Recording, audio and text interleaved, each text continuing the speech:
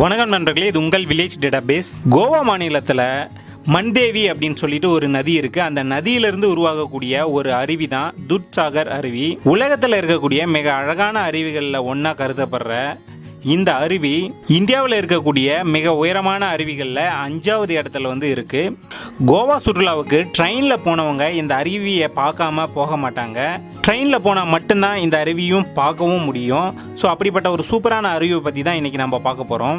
இந்த அருவி எங்கே இருக்குது அப்படின்னு பார்த்தீங்கன்னா, கர்நாடகா கோவா எல்லையில் தான் இந்த அருவி இருக்குது. கோவா பனாஜியோட தலைநகர்ல இருந்து 72 கிலோமீட்டர் தொலைவில் இருக்குது.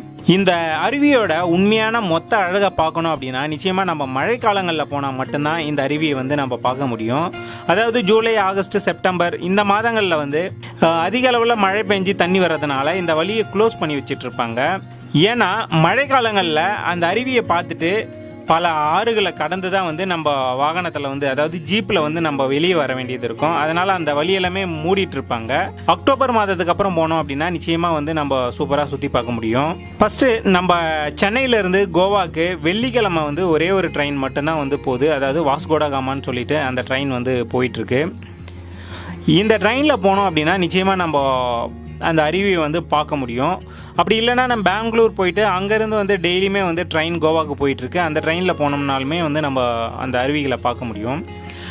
இந்த அருவி அதாவது கிட்டத்தட்ட 26 கிலோமீட்டர் மலைப்பாதையாகவே உள்ளே போயிட்டுருக்கோம். அதாவது மலையை குடஞ்சி போகக்கூடிய அந்த டனல் எல்லாமே இருக்கும். அந்த டனல் வழியாக தான் இந்த ட்ரெயின் உள்ளே போயிட்டுருக்கோம். ஸோ அப்படி போகும்போது நடுவழியில் ஒரு இடத்துல தான் இந்த அருவி வருது. இப்போ நம்ம போகிறது எக்ஸ்பிரஸ் ட்ரெயின் அப்படின்னா கண்டிப்பாக அந்த இடத்துல நிற்காது, ஆனால் ஸ்லோவாக போகும். அதுலேயே பல பேர் ரிஸ்க் எடுத்து இறங்கி அந்த அருவியை பார்த்துட்டு அங்கேருந்து திரும்பி வரவங்களும் நிறைய பேர் இருக்காங்க. ஆனால் எக்ஸ்பிரஸ் ட்ரெயினில் போகும்போது நம்ம நிச்சயமாக இறங்க வேணாம். இதே பேசஞ்சர் ட்ரெயின் போகுது அப்படின்னா நிச்சயமாக அந்த துட்சாகர் அப்படிங்கிற ரயில் நிலையமும் அங்கே இருக்குது. அங்கேயே நம்ம இறங்கிக்க முடியும். இந்த அருவிக்கிட்ட இருந்து அந்த ட்ரெயின் போகும்போது அந்த மலையோட எஜ்ஜில் தான் அந்த ட்ரெயின் ரோடே போட்டிருப்பாங்க. அதை பார்க்கும்போது ஒரு த்ரில்லான அனுபவம் நம்மளுக்கு கண்டிப்பாக கிடைக்கும். நிச்சயமாக நீங்கள் ட்ரெயினில் கோவா போயிருந்தீங்கன்னா இதை அனுபவிச்சிருப்பீங்க. அது மட்டும் இல்லாமல் அந்த டனலுக்குள்ளே போயிட்டு ட்ரெயின் வெளியே வரும்போது அந்த ட்ரெயினில் இருக்கிற எல்லாருமே ஒவ்வொன்று கத்துற அந்த சவுண்டு வேறு லெவலில் இருக்கும். ட்ரெக்கிங் போகணும் அப்படின்னு நினைக்கிறவங்களுக்கு நிச்சயமாக ஒரு சூப்பரான இடம் இந்த துட்சாகர் அருவி. பல பேர் இங்கே ட்ரெக்கிங் போயிட்டு இருக்கிறத நம்மளால் பார்க்க முடியும். அந்த ட்ரெயின் ரோடு ஓரமே ட்ரெக்கிங் போயிட்டு அந்த அருவியில் இறங்கி குளிச்சுட்டு ஸோ வரவங்களை நம்ம எக்கச்சக்கமான பேர் அந்த இடத்துக்கு போனோம்னா பார்க்க முடியும். அதாவது இந்த அருவியை பற்றி சொல்லணும் அப்படின்னா, அந்த மலையோட உச்சியிலிருந்து 2-3 இடம் பாறையில் அந்த தண்ணி ஊற்றி கீழே வரும்போது அந்த அருவிக்கு மேலே ட்ரெயின் ரோடு போட்டிருப்பாங்க. அருவியை அந்த ட்ரெயின் கிராஸ் பண்ணி போகிறத பார்க்குறதே ஒரு சூப்பரான அனுபவமாக இருக்கும். அந்த அருவியோட தண்ணி அந்த ட்ரெயின் ரோடோட பாலத்துக்கு கீழே ஊற்றிட்டு இருக்கும்போது கீழே ஒரு குளம் மாதிரி இருக்கும். அந்த இடத்துல நிறைய பேர் குளிப்பாங்க. சூப்பராக இருக்கும் அந்த குளத்தில் நம்ம குளிக்கிறது. நான் கிட்டத்தட்ட ஒரு 5 முறை கோவாவுக்கு போயிருக்கேன். ஒரே ஒரு முறை மட்டும் தான் ட்ரெயினில் போயிருக்கேன். ட்ரெயினில் போகும்போது கூட அந்த அருவியை பார்த்துட்டு போனேன். ஆனால் அந்த அருவிக்கு போகணுன்னு நினைக்கல.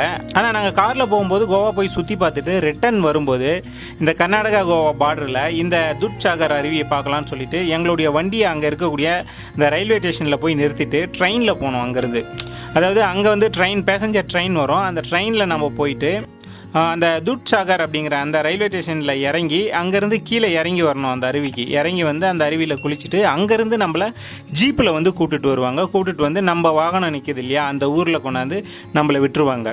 ஸோ இதுக்கு 600 ரூபா அவங்க வாங்குறாங்க கட்டணமாக நம்ம கிட்ட இருந்து. ஒரு சிலர் அவங்களே போகிறாங்க அந்த அருவியை பார்க்குறதுக்கு. ஒரு சிலர் இந்த மாதிரி கைடு வச்சு அவங்க மூலமாக போகிறாங்க. நம்ம வாழ்நாளில் பல இடங்களுக்கு சுற்றுலா போவோம், இல்லை போகணுன்னு நினைப்போம். நிச்சயமாக நம்ம கோவா சுற்றுலா போனோம் அப்படின்னா இந்த துட்சாகர் நீர்வீழ்ச்சியை போய் பார்க்காம வரக்கூடாது. ஏன்னா அவ்வளோ சூப்பரான ஒரு அனுபவம் நம்மளுக்கு கிடைக்கும். ஸோ இந்த வீடியோ உங்களுக்கு பிடிச்சிருக்கோம் அப்படின்னு நான் நம்புகிறேன். ஏன்னா இந்த லாக்டவுன் டைமில் இந்த மாதிரியான வீடியோஸ் தான் என்னால் அப்லோட் பண்ண முடியுது. நிச்சயமாக நீங்கள் சப்போர்ட் பண்ணுவீங்கன்னு நினைக்கிறேன். எங்களுக்கு சப்போர்ட் பண்ணணும் அப்படின்னு நினச்சிங்கன்னா இதுவரையும் நீங்கள் சப்ஸ்கிரைப் பண்ணலாம், சப்ஸ்கிரைப் பண்ணுங்கள். கூடவே அந்த பெல் பட்டனையே ப்ரெஸ் பண்ணுங்கள். நன்றி, வணக்கம்.